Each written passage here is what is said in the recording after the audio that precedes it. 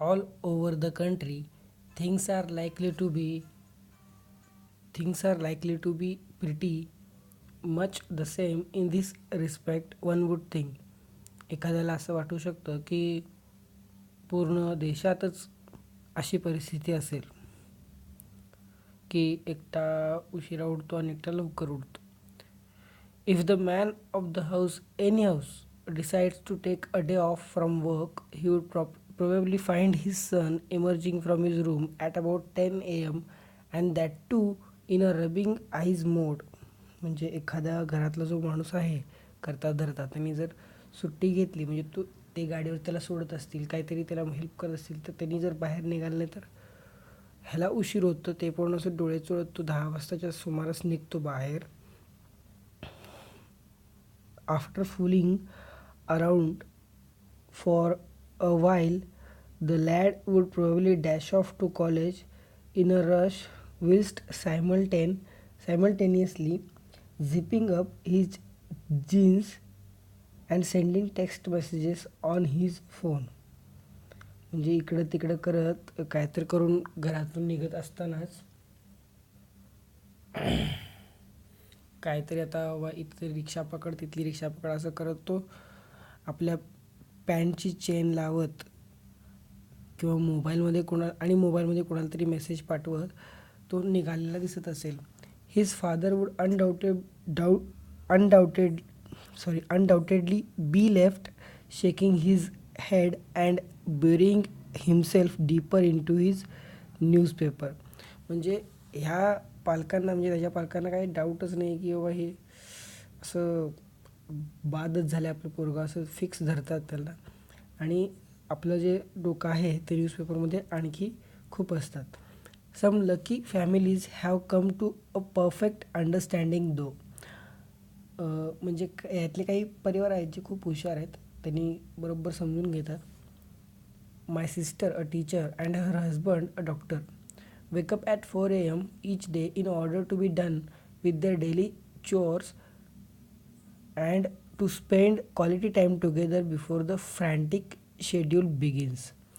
म्हणजे जे सकाळचं जे आपल्याला जे कामं आहेत, आपले रेग्युलर कामं आहेत किंवा जे घाईचं जे शेड्यूल आहे आपलं, ते सुरू होण्याआधी म्हणजे 4 वाजता ही लोकं उठतात आणि आपलं जे क्वालिटी टाईम असतो तो 4 ते 6च्या दरम्यान 6पर्यंत सगळी कामं संपवतात आणि नंतरनं एक आपला वेळ व्यतीत करतात.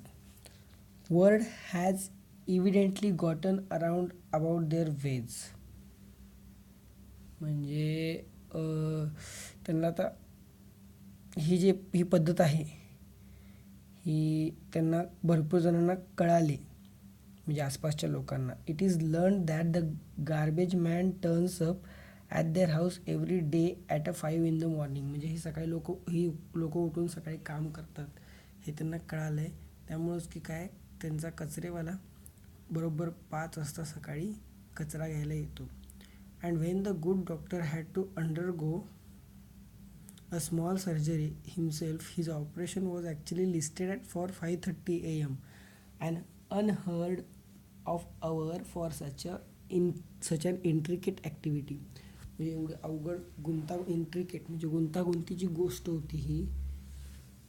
तर ह्या डॉक्टरची सर्जरी करायची होती, तर त्यांनी सकाळचं 5:30चं टायमिंग दिलं होतं. आता त्याच्यामुळे त्याचा विचार काय होता की बाबा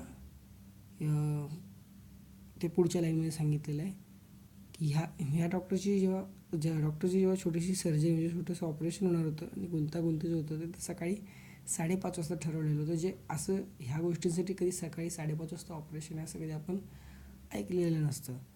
one only hopes that the operating team had gone to bed nice and early the previous night. म्हणजे याचा अर्थ एकच होता की 5:30ला उठून केलेलं काम चांगलं असतं, त्या हिशोबाने म्हणजे त्याची पूर्ण झोप झालेली असणार आणि ते ऑपरेशन व्यवस्थित होईल अशा दृष्टिकोनातून त्यांनी ते ऑपरेशन 5:30ला ठेवलेलं होतं, सकाळचे 5:30.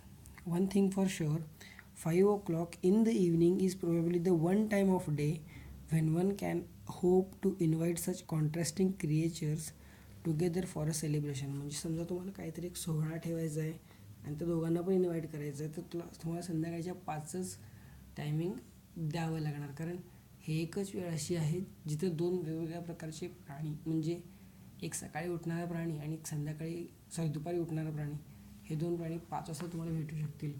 तुम्ही थोडा उशीर केलात तर तुम्हाला लवकर उठणारे लोक मिळणार नाहीत. थोडा आधी घेतलात तर उशिरा उठणारे लोक मिळणार आहेत. दोघं मिळायचं असेल तर 5 वाजताचं टायमिंग कॉमन आहे. At any other hour one type or the other would probably be found yawning away to glory. तेच म्हटलं मी की जर तुम्ही जरी मागं पुढं केलं तर एकटा तुम्हाला कोणीतरी भेटणार नाही यातून. थँक्यू.